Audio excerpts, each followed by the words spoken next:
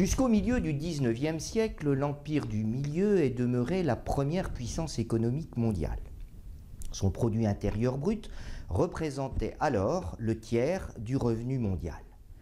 Mais à partir de la seconde moitié du XIXe siècle, la corruption de la dynastie Qing et son manque de réaction face à l'interventionnisme des Occidentaux et des Japonais conduiront la Chine à la perte de sa souveraineté, à la ruine de son économie et à la paupérisation de sa population. Après la destitution du dernier empereur en 1912, le nationaliste Chiang Kai-shek puis le communiste Mao Tse-tung paracheveront ce fiasco. Le grand timonier imposera un régime tyrannique, aujourd'hui reconnu comme le plus sanguinaire de l'histoire, avec près de 40 millions de morts. Au début des années 70, la Chine a manqué tous ses rendez-vous depuis la révolution industrielle. Elle ne compte plus alors que pour 3% de la richesse mondiale. En conciliant un modèle économique ultralibéral avec un régime communiste autoritaire, le visionnaire Deng Xiaoping va en quelques années rendre à la Chine le rang qu'elle avait tenu durant plus de 20 siècles. Entre 1980 et 2015, le PIB chinois a été multiplié par 60. Avant 2020, l'Empire du Milieu devrait retrouver son statut de première puissance économique mondiale. Mais cette performance hors norme a un coût énergétique démesuré. En 2015, la Chine a consommé 23% de l'énergie primaire mondiale et émis 27% des émissions de gaz à effet de serre. Son mix énergétique est parmi les plus polluants du monde, avec 90% d'énergie fossile, dont 66% de charbon. L'Empire du Milieu produit et consomme la moitié du charbon de la planète. La Gayette lui fournit notamment 70% de son électricité à un prix défiant toute concurrence, une aubaine pour les entreprises et les consommateurs. Mais, non content d'émettre à lui seul 23% des émissions mondiales, le charbon chinois est aussi responsable d'un véritable air apocalypse qui touche la majorité des mégapoles chinoises.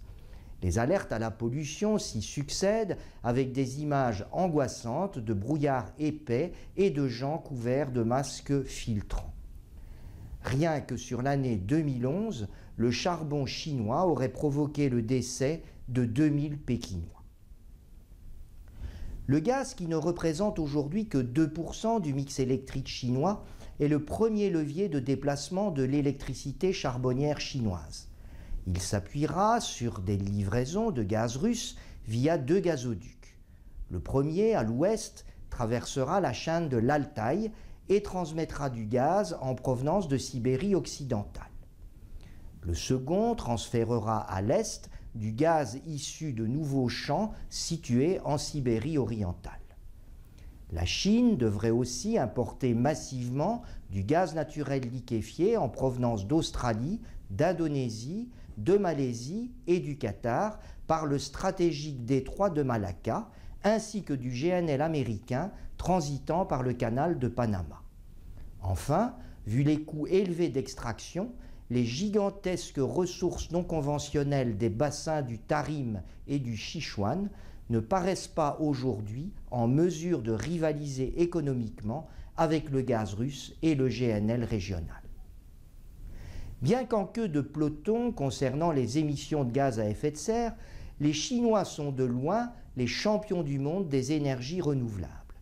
Ils ont réalisé, après des travaux pharaoniques sur les fleuves Yangtze, le barrage des Trois Gorges, dont la puissance est équivalente à celle de 20 réacteurs nucléaires.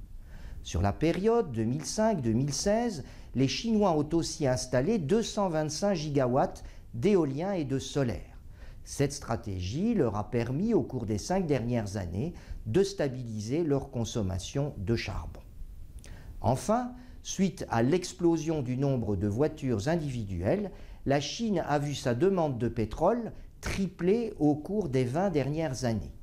Exportateur jusqu'au début des années 1990, l'Empire du Milieu est devenu en 2015 le premier importateur mondial d'or noir. Pendant que la dépendance pétrolière des États-Unis se réduisait de moitié, celle de la Chine était multipliée par 2. Aussi, la Chine deviendra-t-elle sous peu le premier client des pétromonarchies du Golfe. En 2030, les importations de pétrole des États-Unis en provenance du Moyen-Orient ne représenteront plus que 15%, alors que celles de la Chine et de l'Inde atteindront 75%. Une quasi-inversion des rôles par rapport au début du siècle. La demande d'énergie primaire chinoise progresse aujourd'hui de 2% par an.